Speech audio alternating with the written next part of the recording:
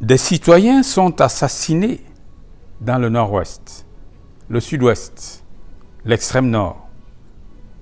Les biens publics et privés sont pillés, saccagés, incendiés.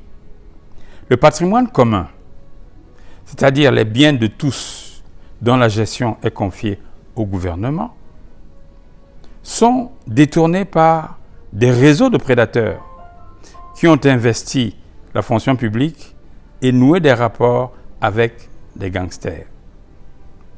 Les Camerounais organisés en factions s'affrontent sur le sol étranger, les uns pour vilipender le président, les autres pour le défendre.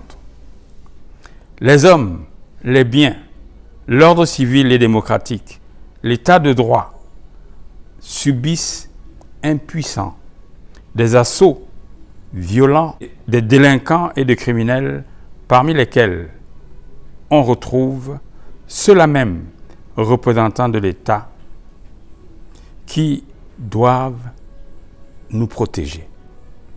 L'État joue-t-il encore son rôle défini par le contrat social, traduit par notre Constitution? La décadence, la déliquescence de l'État et de la société sont constatées par tous et vécues dramatiquement par les Camerounais. La seule véritable question qui vaille qu'on la pose est la suivante. L'État actuel, tel qu'il fonctionne, peut-il trouver en lui-même la force, l'énergie, les ressources nécessaires pour arrêter l'effondrement prochain, puis impulser le redressement de la sécurité, de l'économie, de la justice, du fonctionnement vertueux des institutions, de la moralité publique? Peut-il ramener la paix?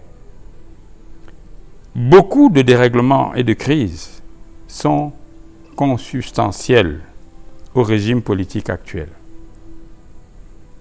L'hyperconcentration du pouvoir ôte toute responsabilité aux acteurs qui, tous n'étant plus responsables que devant le seul président de la République, s'autorisent tous les méfaits et crimes en bandes organisées.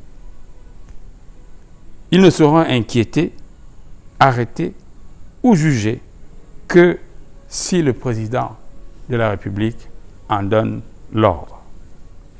La Constitution, par ses articles 4, 5, 8, 10, 11 et 53, construit l'omnipotence et l'omniscience du président.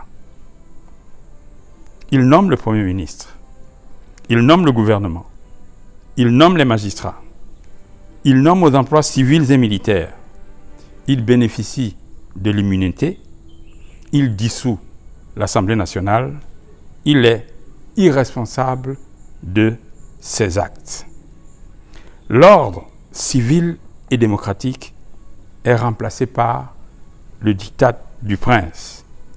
Plus rien ne se fait au nom du peuple camerounais, mais tout s'exécute sur les hautes instructions du chef de l'État. Dans la prochaine vidéo de la série Sauvons le Cameroun, nous approfondirons nos réflexions sur le moyen de sortir le pays de l'impasse. Je vous remercie. À bientôt.